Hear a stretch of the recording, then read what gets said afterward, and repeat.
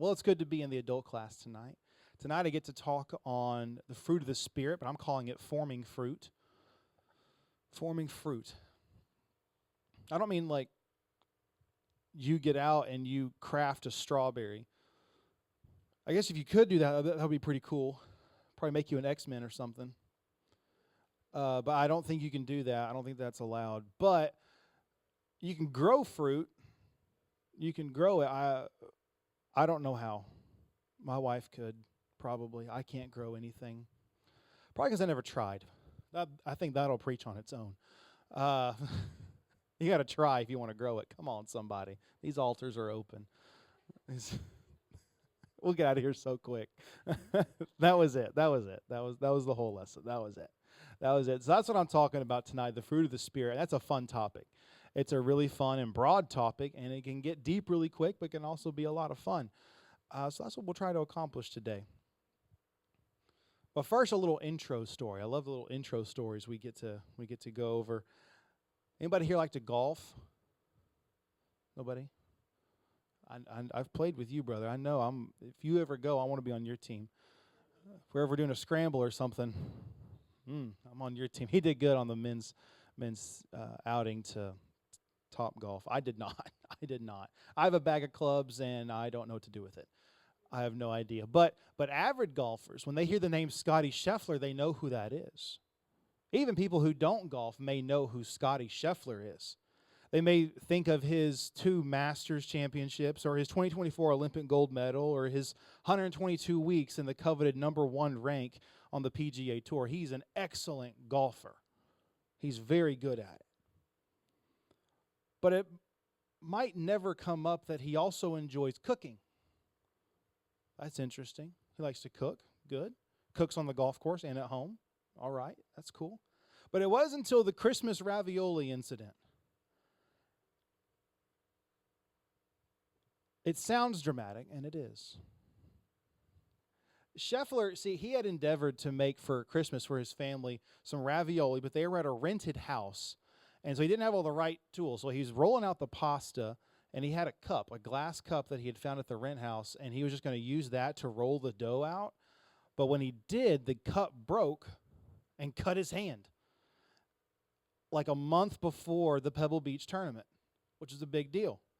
So he had to get surgery from like a top-of-the-line surgeon because he's got money like that. I'd be putting a Band-Aid, probably urgent care, maybe get some glue on it. I don't know, but I would not be going to a surgeon. But he needed rapid healing. So he went to the surgeon, got that healed, and was able to play in the Pebble Beach tournament. But this all happened because he did not have the right tools to accomplish the job. If he had, what do you use to make pasta? I should have looked at it. What do you use? A rolling pin? A rolling pin. Okay, if he had a rolling pin, thank you. I didn't think that far ahead about what you should use for ravioli. If he had a rolling pin, he could have rolled that pasta and not had an issue if he had the proper tool and was equipped right. But he didn't, so he had to find something else to improvise with, and it didn't work out. You need the authentic, real product to get real progress. That's what the fruit of the Spirit is. It is the authentic, real product. It is the right tool for the right job to get through this life. But the law, the first 5 books of the Bible, the law and the prophets are very different from the fruit of the Spirit. And trying to explain the difference between the law and the fruit of the Spirit, evangelist Fred Brown compared the law to the following tools. The dentist's mirror. You know, the little one they put in your mouth, and they're like, please don't fog. I'm like, please don't talk. So how's your day? You know, they keep talking to you, and you're like, oh, good. You know, you can't talk. What are they doing? They're not real doctors. The law is like a little mirror that a dentist uses to check your teeth. With this mirror, the dentist can detect cavities and abnormalities. However, that tool is no good to pull a tooth, drill a cavity, or a place with good dental material. It can show the abnormality, it can show the issue, but it can do nothing to correct it. That's what the law was. A flashlight. Imagine you're in your house, it's the dead of night, suddenly all the lights go out. You, the homeowner, you turn on your flashlight, you go downstairs to the breaker box, you shine the flashlight on the breaker, but the flashlight itself cannot fix it. You've got to get in there with some tools and fix it. The flashlight can just identify and lead you to the problem, but it cannot actually fix it. A plumb line. I had to look up what a plumb line was. I did not know what that was. Anybody know what a plumb line? I know you would. The men know. I guess I'm not a man. Well, I'm a man now. Now I know what a plumb line is. Now I know. If you don't, you're about to know. So a builder wants to check his work, so he uses a plumb line, a weighted string, to see if his wall is truly vertical. He realizes he may have made an error and the wall is crooked, but the plumb line cannot correct the problem. It can only show how the wall is wrong. He's got to get a hammer and a saw to correct the issue. He's got to get some tools to make it square.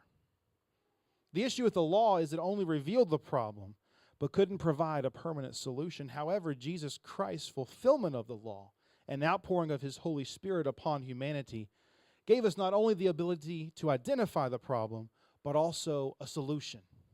I like that. I like resolve. I don't like a book that's unresolved. I know my dad doesn't either. My dad will get a book and read the last chapter. He'll read the last few pages to see if everything works out good. If he likes the ending, then he'll read the book. I probably don't recommend that Bible study method. You'll get freaked out. If you go to Revelation, you'll get freaked out. You need some discernment and some understanding of New Testament prophecy for that. Let's go to the Gospels. Let's start there, and then we'll get to the abominations and the beast and all that. Yeah, so let's not do that. But it works if you're reading Louis Lamar. You want to know if Tel Sackett wins, and of course he does. He's a Sackett, so he's going to win. But when we receive and walk in the Spirit, we are using the tools Jesus Christ provided to begin to fix the problems we find in our lives. Hatred can be smothered by producing the fruit of the Spirit. Unhappiness can be reorganized by the joy of the Spirit reigning in our lives. Chaos can be canceled when we release the peace that passes understanding. The fruit of the Spirit includes the tools to fix the problem, not just to identify it. Brother Caleb, would you put up that first chart of the fruits of the Spirit? So I have there the fruits of the Spirit, the Greek word, because I like Greek. It's cool. And then the definition of what it means. Love, joy, peace, patience, kindness, goodness, faithfulness, gentleness, and self-control. Those are 9 core things that are required if we are to truly walk in the Spirit. If we are truly to be children of the light. These are things that we must exhibit. And it's not something that happens by accident. It's not something that happens by happenstance. You don't receive the Holy Ghost and automatically have all of this downloaded into your cranium. There's a process. And I'm getting ahead of myself. When Paul wrote this in Galatians, he was writing to the church in Galatia. The churches in Galatia, they were trying to attain spiritual perfection through obeying Jewish law. They thought, if I could check enough boxes off of these 613 laws, then I will be holy and I will go to heaven. But the problem with the law was the amount of work needed to achieve just the required minimum. There's a lot of work. Paul revealed the answer was not in striving to keep the law, but in learning to live and walk in the Spirit. And if we're led by the Spirit, then we're not under the law. In fact, in trying to live by the law, we deny the power of that Spirit. The law was about works, but the Spirit is about growth. The law was mechanical.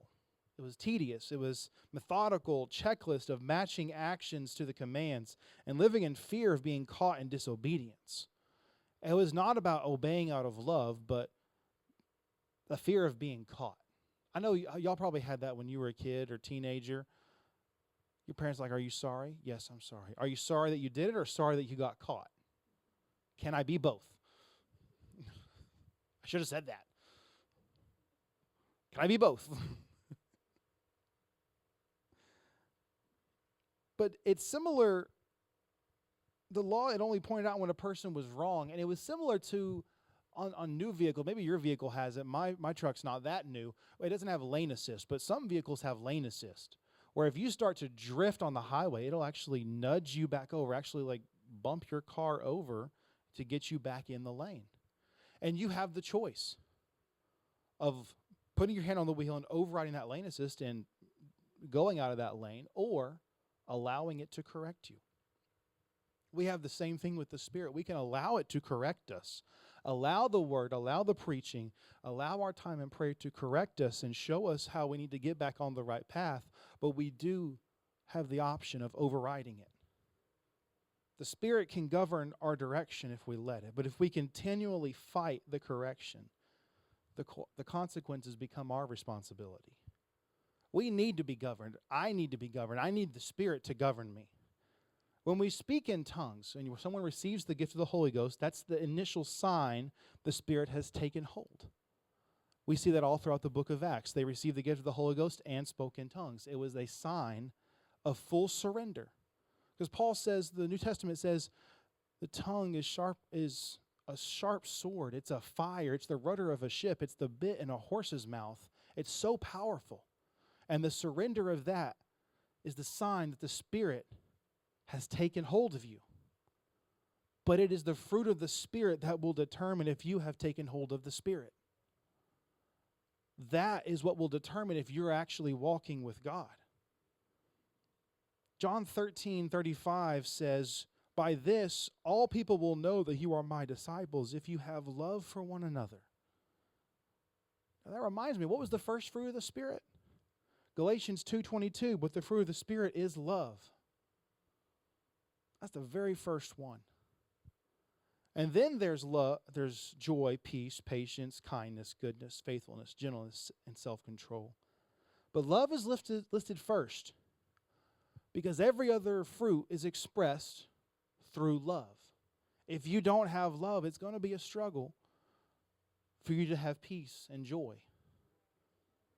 Now, Paul wrote this about the fruit of the Spirit. He wrote that. He also wrote about another tool that we use in our holy repertoire. Pardon my French. Repertoire. It's the armor of God. And just like the armor of God, the very first piece he mentions is not by accident because it's the belt of truth. The breastplate of righteousness rests upon the belt.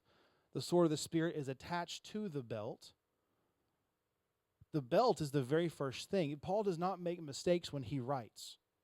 He was highly intelligent, so he, by no mistake, always lists love first whenever he is talking about the characteristics of someone who is walking with the Spirit and allowing the Spirit to change them.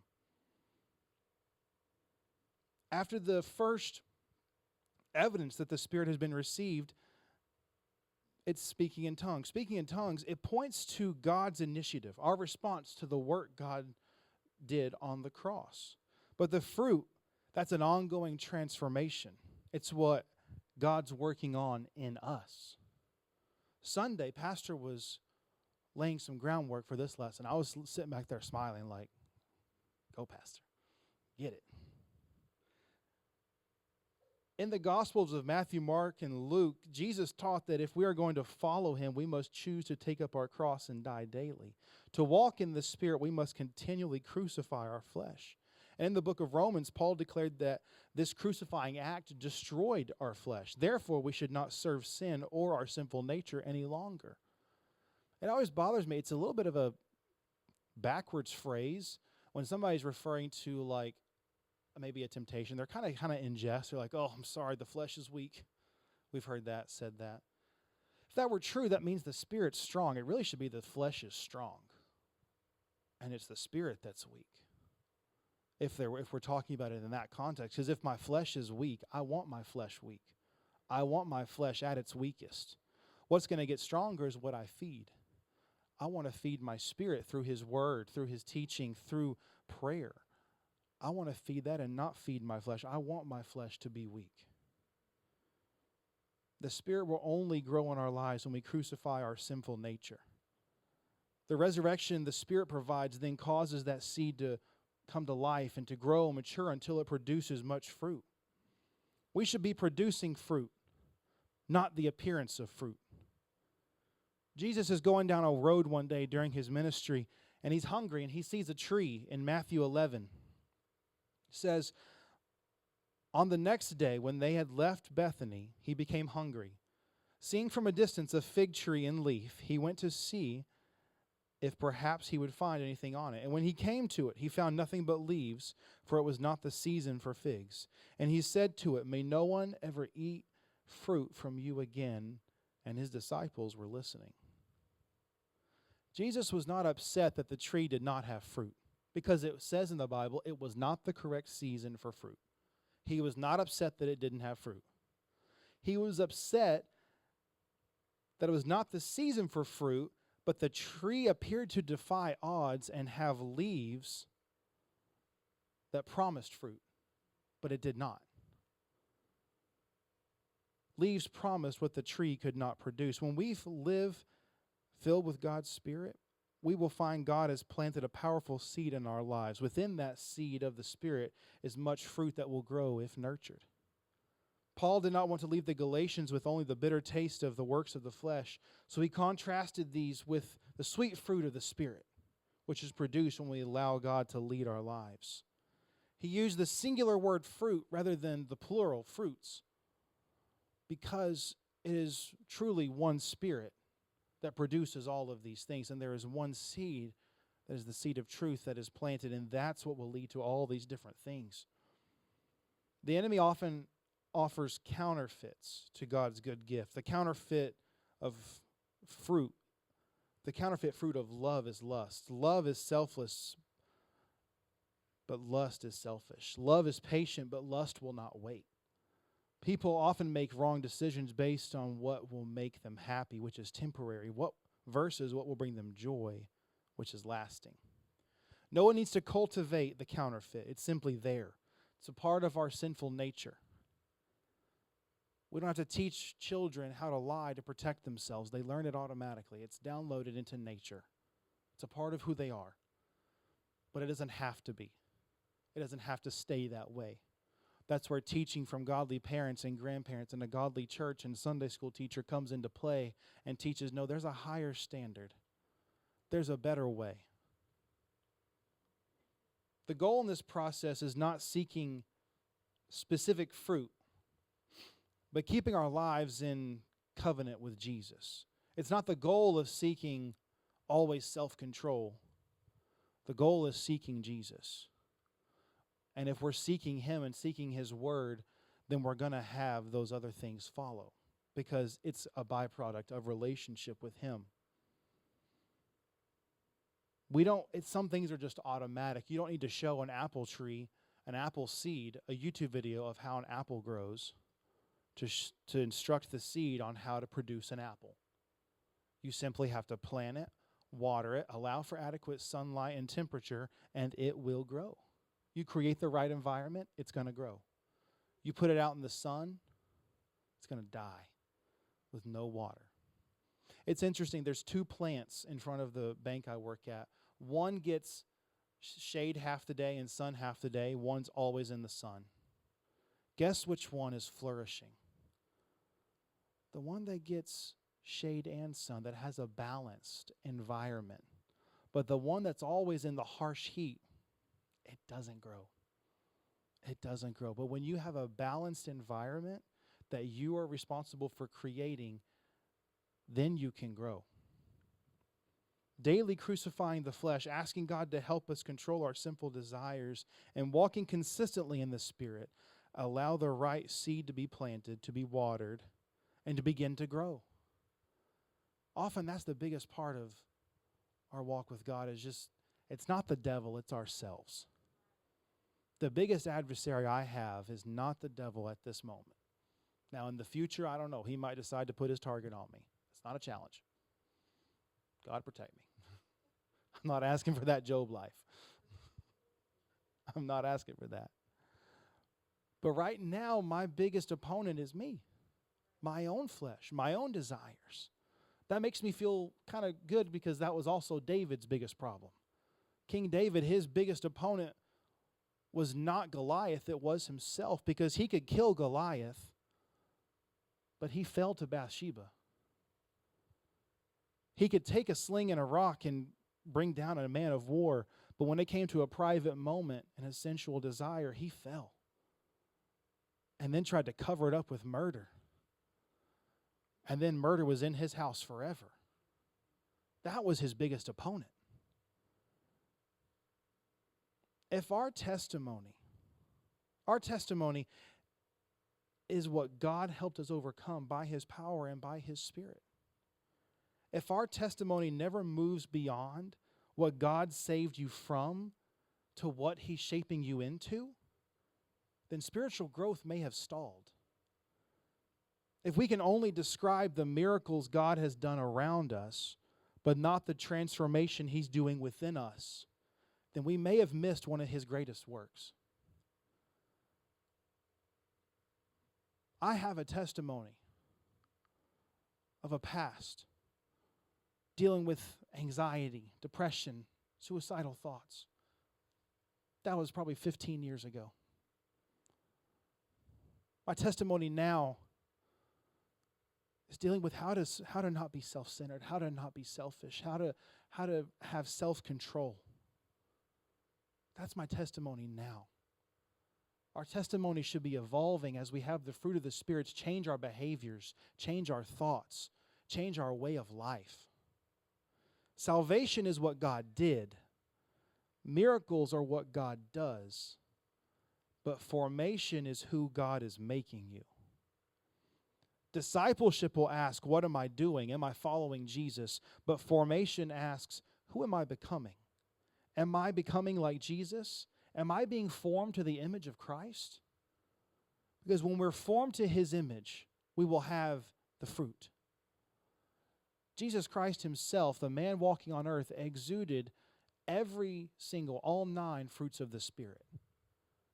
You can look at any interaction in His life and you can probably identify at least 2 or 3 fruits that He is exemplifying in that interaction with that sinner or with that Pharisee. There is something. Even whenever He had a whip and was turning over tables, there was love because He was preserving the house of God. And there was self-control because He didn't kill anyone when He could have. He's God. There was self-control even on the cross. Whenever He was challenged and mocked to call down angels, there was self-control. Not my will, but thy will. I've got a job doing, a mission and a purpose to accomplish. Our involvement in church, daily prayer and Bible reading, our time spent in service to others in and out of the church, this will answer questions of discipleship. But our display of fruits of the Spirit will answer questions of formation. Formation takes place in the natural flow of life. It doesn't take place privately at a weekend retreat in Oklahoma where you suddenly get the fruit of the Spirit and you come back and you are glowing. That doesn't happen. Formation takes place in the natural flow of life. Formation cannot be pursued as a class in school would be, but rather the believer must be intentional about being formed and submitting to Christ's example. Our culture has a great tendency to privatize the spiritual experience and make it a personal matter between them and God. But spiritual formation, it's a very public corporate exercise. Unlike a diet or exercise program, God's program for getting us into spiritual shape requires us to work alongside others. Those believers who dislike assembling with the church or who shun small groups are missing out one of the greatest, are missing one of the great means God uses to form us. This is a quote from a book I've been reading, Foundations of Spiritual Formation. This book goes on, and I'm going to read several other things from it. The one who walks in this way bears the fruit of the Spirit, a series of characteristics that are relational: love, joy, peace, patience, kindness, goodness, faithfulness, gentleness, self-control. What's so important to note about the fruit of the Spirit is how relational these virtues are. The fruit is relational. You cannot exude patience, you cannot exemplify patience by yourself at home. Patience is when you're waiting on someone else. Love is for someone else. Joy, peace, long-suffering, gentleness. That's how you treat somebody else. The one who walks in this way bears the fruit of the Spirit. They cannot be worked out in isolation from others. They assume engagement with the community and even the world. Y'all, even the Lord's Prayer is an exercise in forming our prayer to be focused on others, on the whole, and not ourselves. I'm going to go to the Lord's Prayer right now in Matthew 6. He says, pray then in this way. Stop. The very first word of the Lord's Prayer when he's instructing you to pray assumes that you're praying for someone else too. Our Father. Not my Father. It's ours. It's our Father who is in heaven. Hallowed be your name. Your kingdom come. Your will be done on earth as it is in heaven. Here it is in verse 11. Give us this day our daily bread. Us. Verse 12. And forgive us our debts, as we have also forgiven our debtors. And do not lead us into temptation, but deliver us from evil. The whole prayer is intercession. The whole prayer is for the whole body. It is not for you to say, God, I got a list that I need to check, and I want to repeat after you, and that means I'm a good Christian. That's not what it means. We're called to intercede for the body as a spiritual exercise. Spiritual formation seeks to let God make us to be more like Him. That's what we are. We were created for the purpose of formation. And there's a verse that sums this up very, very well, and I didn't even notice it till last night. Isaiah 43:1. This is a verse that's really encouraged me a whole lot, brought me peace, and I see it in a whole new way. That's why the Bible's so interesting. And it's still a best-selling book thousands of years later, because you at any point in life, you can read a verse you've always read and you see something else. Last night had that moment. It says, but now thus saith the Lord, your creator, O Jacob, and he who formed you, O Israel. Jacob was created, but Israel was formed. Jacob was created. Jacob was the liar, but Israel was the prince among men. Jacob was born struggling with humanity, but Israel was made when flesh struggled with spirit and spirit won. The Hebrew words, they matter.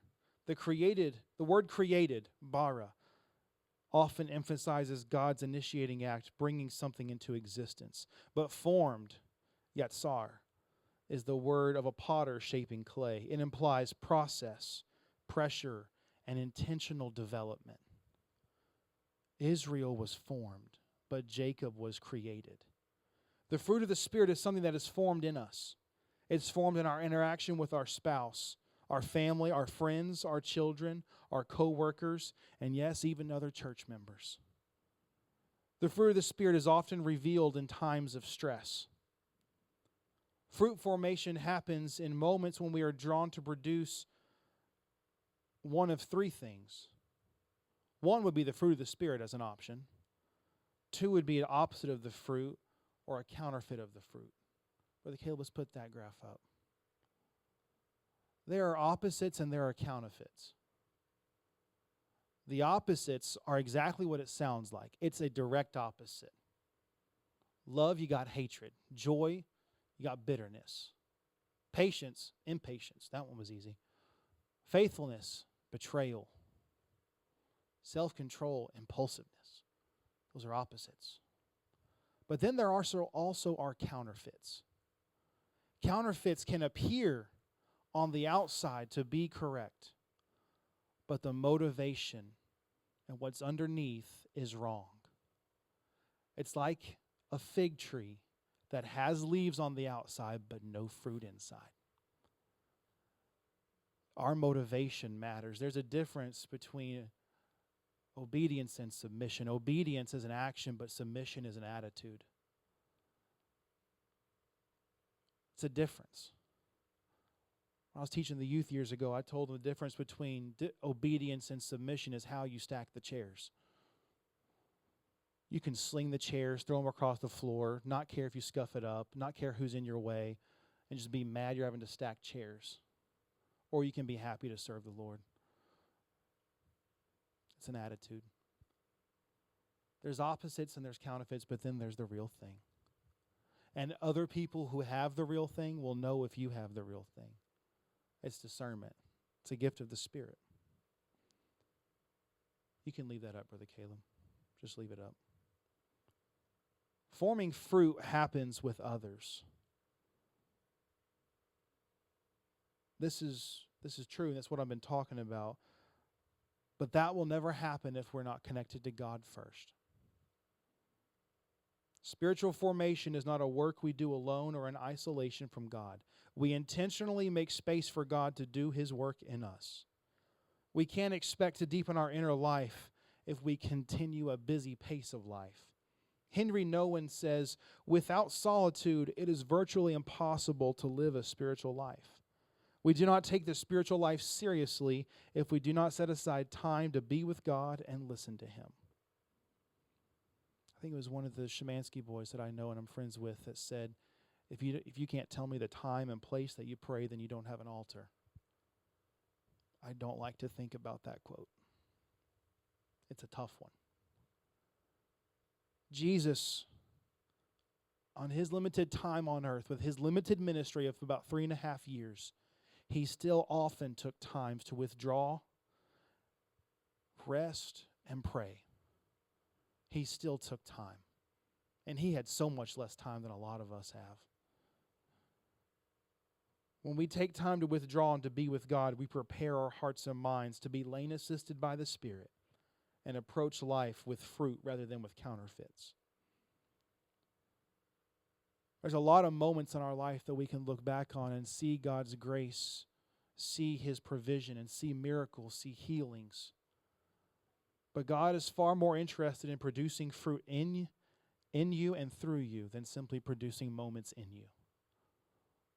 God wants us to exude fruit. He said, you will know my disciples if you have love for one another. If we have love and we obey His commandments, then a lot of our problems will not seem so big. A lot of our problems and our situations and our issues will not be as big of a deal because we get a new perspective. I'm not focused just on my life, but I get an eternal perspective. We see things how Jesus sees them. We get His eyes. We don't see a person at a grocery store. We see a soul in need of Him. We don't just see a guest that walked into church, but we see someone who's hurting and found courage to come to a new place. We see things differently when we have fruit within us. Y'all can stand with me. I ran out of notes.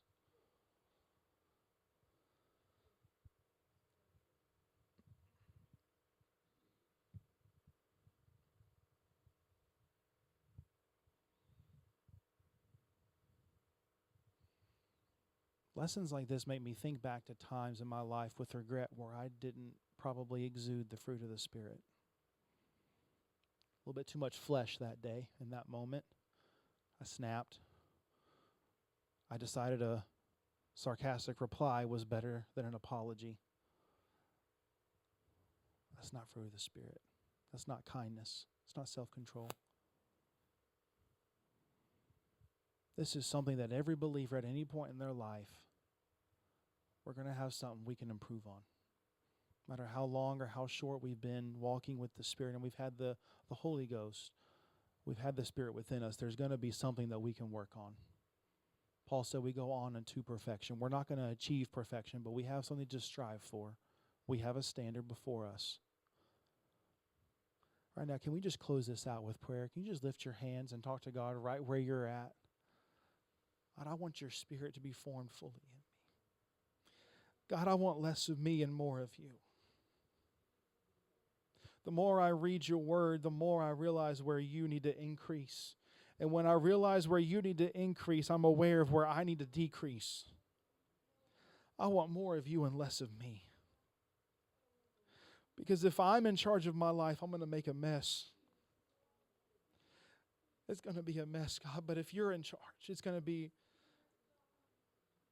good. It's going to be acceptable. It's going to be perfect.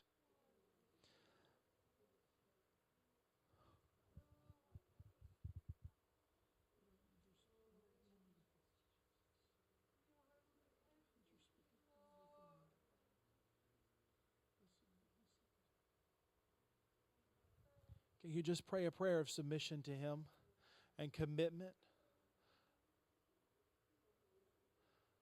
Commitment to walk in the Spirit and allow the fruit of the Spirit to influence our interactions, to influence our words and our thoughts.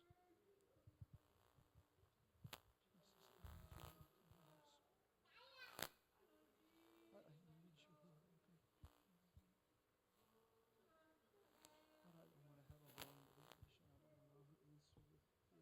And continue to live the life. That's okay. Follow you as an idol that is